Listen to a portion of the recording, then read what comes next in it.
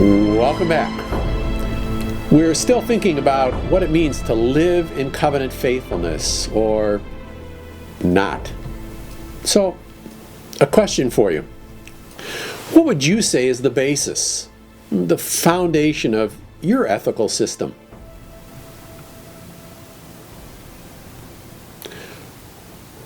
What's the basis of the moral philosophy most prevalent in our society?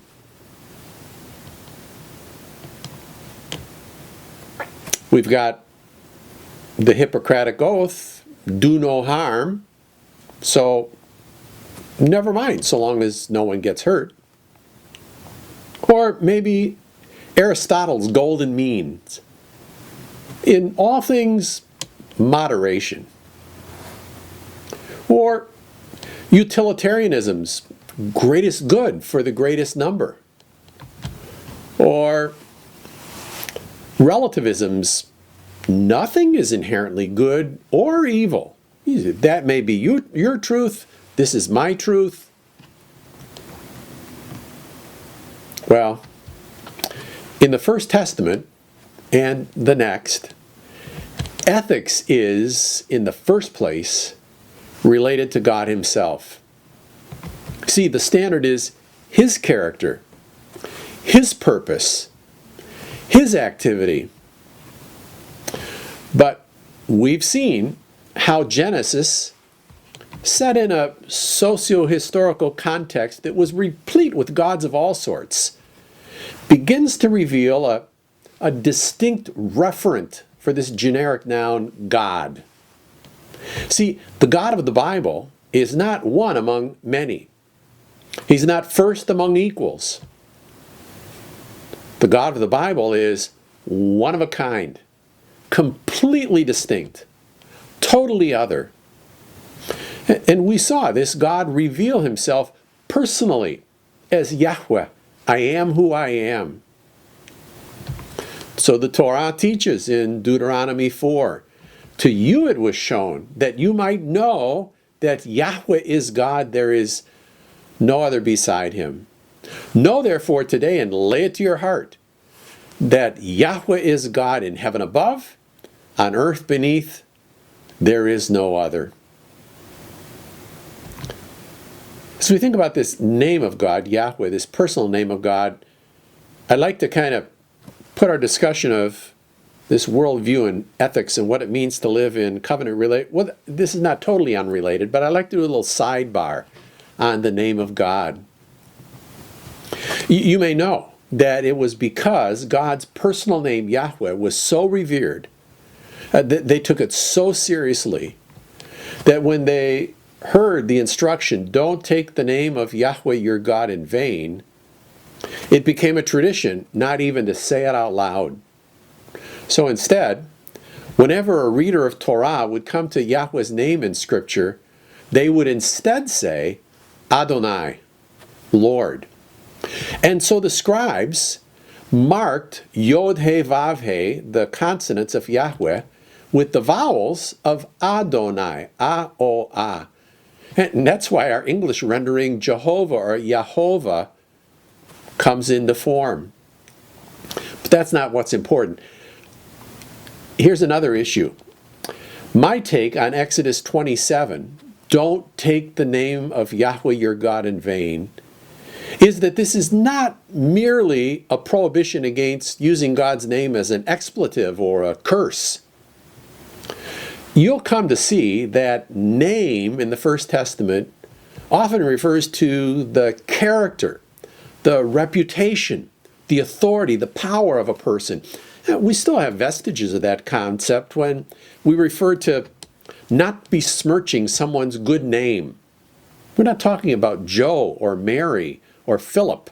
We're talking about their reputation. Or when someone gets a bank loan on their signature. See, their collateral then is not a piece of real estate or other tangible asset. It's their character, their reputation.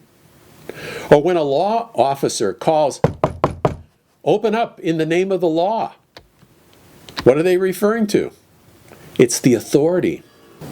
So, When I stew about a difficult situation that I regard as beyond anything God can do, I'm taking God's name as useless, meaningless, vain. When I shrug at a sunrise or yawn at a display of spring blossoms or summer crops coming up or beautiful autumn foliage or an intricate snowflake, I take God's name, His character, His creativity, His power as meaningless, vanity. Think about that.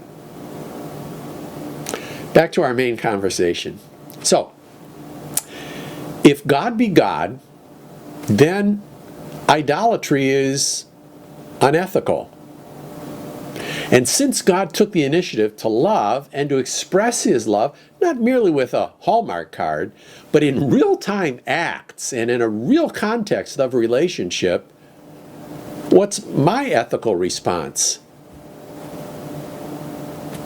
To love Him back.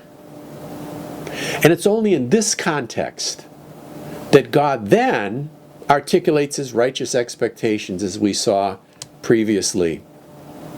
And His people, in covenant relationship, get to respond in faith and love Him back. So, you remember that still in the other Testament, we're reminded that we love because He first loved us. And if you love me, Jesus said, you'll keep my commandments. So, Exodus graphically recounts God's redeeming grace, His forgiving grace, His sustaining grace as the grounds of a responsive ethic. Then, I think we need to notice in these narratives how the flourishing of this covenant relationship is in direct correlation to God's faithfulness. So in Exodus 34, the Lord passed before him and proclaimed, the Lord, a God merciful, gracious, slow to anger, abounding in steadfast love and faithfulness, keeping steadfast love for thousands, forgiving iniquity and transgressions and sin, but will by no means clear the guilty, visiting the iniquity of the fathers on the children and the children's children to the third and fourth generation.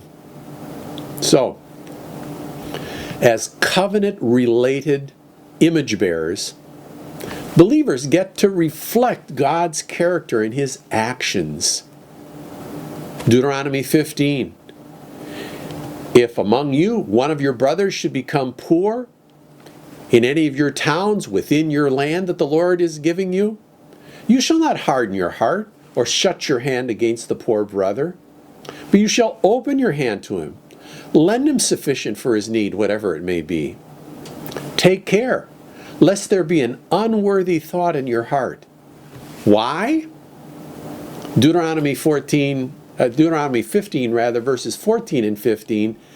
As the Lord your God has blessed you, you shall give to him. Remember that you were a slave in the land of Egypt, and the Lord your God redeemed you. So you get it? This ethic of gratitude to God preempts greed. Rather, it gets expressed in this ethic of generosity to others. Think about it. We'll see you in a bit.